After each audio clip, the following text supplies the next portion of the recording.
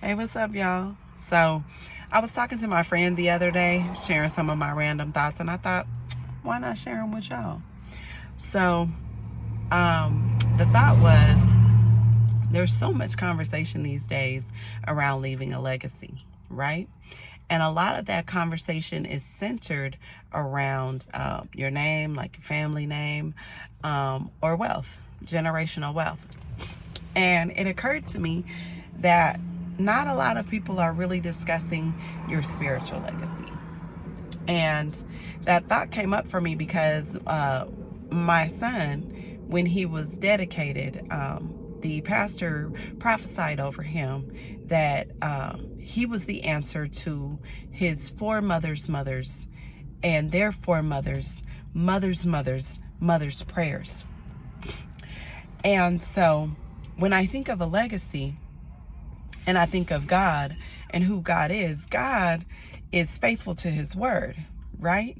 So however many generations it takes for him to answer his word, he'll do it. I considered how many of us are really just coasting on the prayers of our ancestors. Like we like to talk about, I'm the hope of the slave, I'm my ancestors' wildest dreams, but maybe you're not.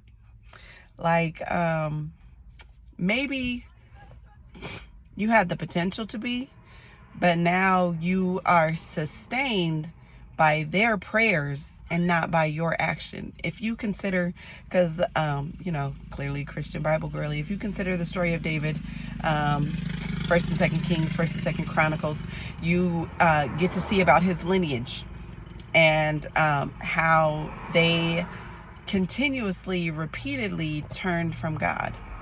And they reaped, the consequences of what they sowed, but they were never destroyed because God made a promise to David. He made a promise to David that someone from his bloodline would always reign on the throne. And that promise was fully fulfilled when Jesus came into being. And so I don't know what kind of spiritual legacy you are leaving for your children, what type of things they will have to answer for or reap the benefits of based on the life that you're living. Because God said with sin, he visits that, 2 to 3 generations. But guess what? If those 2 to 3 generations keep sinning, then that sin keeps getting passed on 2 to 3 generations. And so your legacy, your family has the potential to reap the benefit of the blessing of you living a godly life and you being a praying man or woman. I mean, imagine not all of our prayers will be answered in our lifetime, but generations upon generations from now, God will raise up the one to fulfill that prayer that you answered, because God is faithful to his word. And so I don't know what you plan to do, but I plan to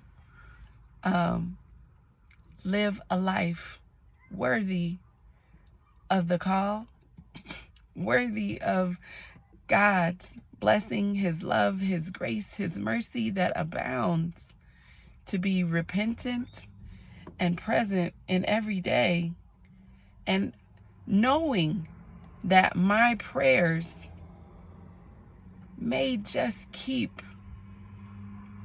generations upon generations upon generations that will follow me and pray that they come to know the Lord for themselves, that they too might create a legacy of prayer that lasts for generations upon generations, and blessings that a God who keeps his word, the one true living God, will bless my family for generations upon generations.